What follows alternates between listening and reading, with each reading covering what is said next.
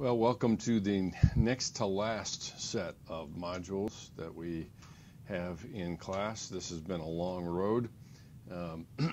Just for your perspective, we are, at least on YouTube, we are now up to 185 of these videos. There's a few assorted ones that are hosted elsewhere, partly because of copyright issues, but it has been a long haul in trying to get all of these done. I appreciate your patience. I hope they've been useful and helpful to you. I also appreciate your willingness to help me design a class that future students will gain even greater, hopefully, greater appreciation of psychology and so forth. So we're turning our attention to psych disorders. This is one of those areas that as you will no doubt notice in class, is near and dear to my heart, partly because of the nature of what it is. I've spent most of my career talking to people with psych disorders, and it certainly is a key component of psychology. Most of the time people assume that this is all psychology is, and as you've already found out, it is far more far more than that. So we will start with module 47.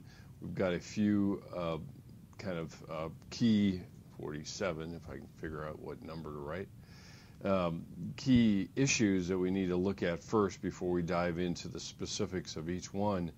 We'll be looking at anxiety and depression and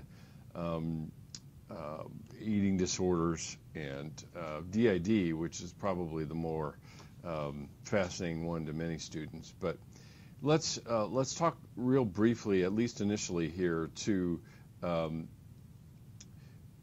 whole idea of how do we actually define a psych disorder. A lot of times, in our language, we oftentimes say somebody is crazy or insane. And the interesting key point are that generally when we talk about a psych disorder, I'll just put it this way for ease of writing, we usually are looking at what you might think of as the 3 Ds in order to talk about it. First of all, it has to be deviant. And deviant is oftentimes culturally bound. What we might find as deviant, another culture may not find as deviant.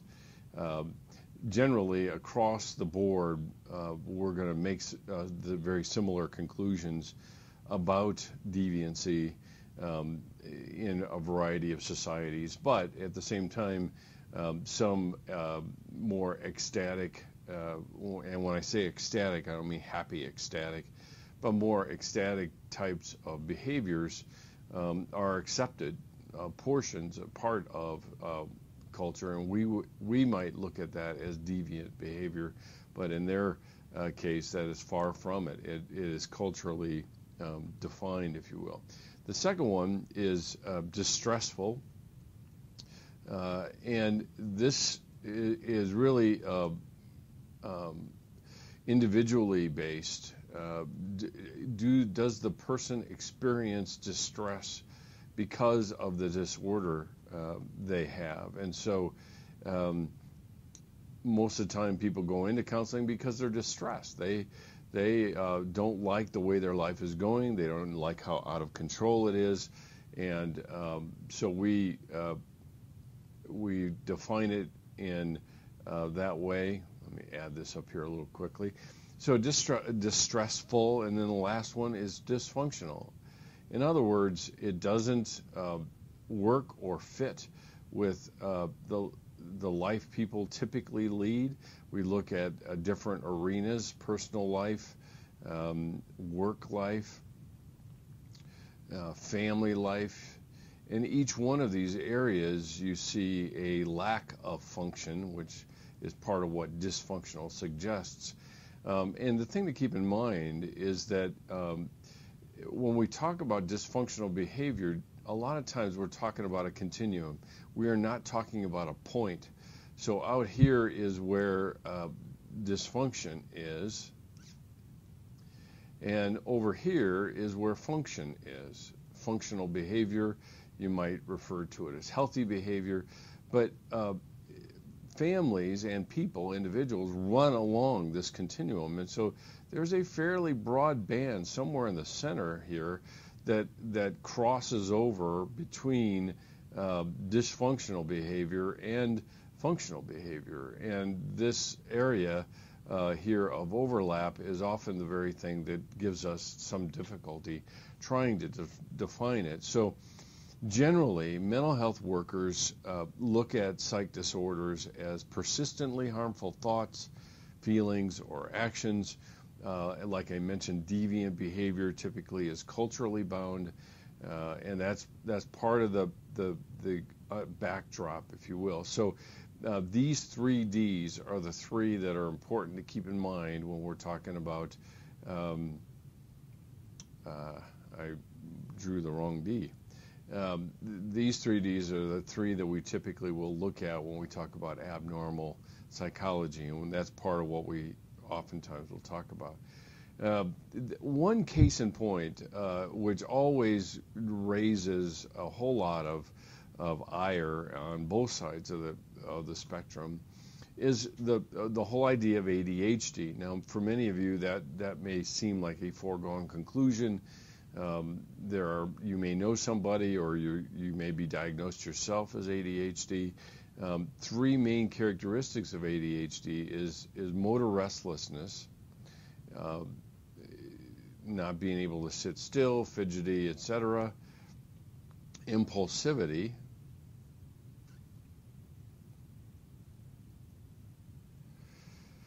and the last one is poor concentration. And these are typically have been for many years the hallmark of ADD or ADHD kids, and we've now moved that into even adulthood, people that have not been diagnosed as kids and then have the symptoms still into adulthood. So it's not really a matter that people grow out of it. But at the same time, the big question that comes out of this, is it overdiagnosed? Are parents seeing a really active kid and saying, my child must be ADHD, so let's get him medicated? And those are outlier kind of cases. You don't see them as often as the media would have us believe. But a lot of times people who critique and question whether this label is being applied to healthy school children, that's the question that they're talking about, is they question whether the label is being applied to healthy school children who in more natural outdoor environments would seem perfectly normal. So essentially, when it comes to the critics, they say that we're overdiagnosing, and they say that in another context, so they're saying it's contextually based, that in another context, that child wouldn't be considered ADHD. And the reality is that when we do behavioral observations of these kids, we see across situations, and that's one of the key components when we're talking about ADHD or ADD, is a behavioral assessment of some sort. The behaviors don't lie, and the interpretation of those behaviors sometimes are up for debate, but the actual awareness that we have had over the years has increased. I can tell you that from the beginning of my career, we used to refer to these kids as hyperkinetic, and it wasn't until much later that we actually called them ADD, and then we went to ADHD, attention deficit hyperactivity disorder, and then we added different component parts of this to include hyperactivity, to not include hyperactivity. About 3 out of 5 kids, boys I should say, are diagnosed, and DX is a shorthand for diagnosed, are DX'd diagnosed as ADD. Probably about 1 in 5 girls. And the key point here is that we've gotten far more sophisticated in our diagnosis and our detection of the symptoms of ADD, and so therefore the numbers would naturally rise because we're doing a better job at actually identifying these kids. The downside of it, and that's where the critics come in, is that if we call a kid that, he will take on and be defined by the disorder. And the challenge for mental health workers is to help kids understand that the medication isn't made to make their behaviors go away. The medication is there to empower them to have greater self-control. And that's generally the case when we're talking about ADHD. That's some of the debate around diagnosis. ADHD is a good example of what that debate is. Critics are saying in any other context these kids wouldn't be diagnosed this way. People who are saying this, we need to be clear about how we diagnose these kids. The awareness of the disorder has risen, and therefore our diagnosis of it has risen because we've gotten more sophisticated in how we diagnose these kids. So it's just one example. Labeling, a lot of people have a reflexive reaction to labeling somebody. A lot of times in your generation particularly that comes into play. And yet labeling can be useful in terms of communication between professionals. It cannot be useful when it comes to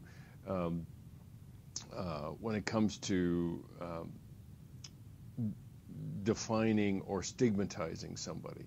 So we have that in terms of society, but we also have societal stigma, but we also have personal stigma. And so even if somebody is not diagnosed, they can still engage in their own personal stigma, which often interferes with getting help. And that's part of the backdrop when we're talking about diagnosis and using diagnosis at all.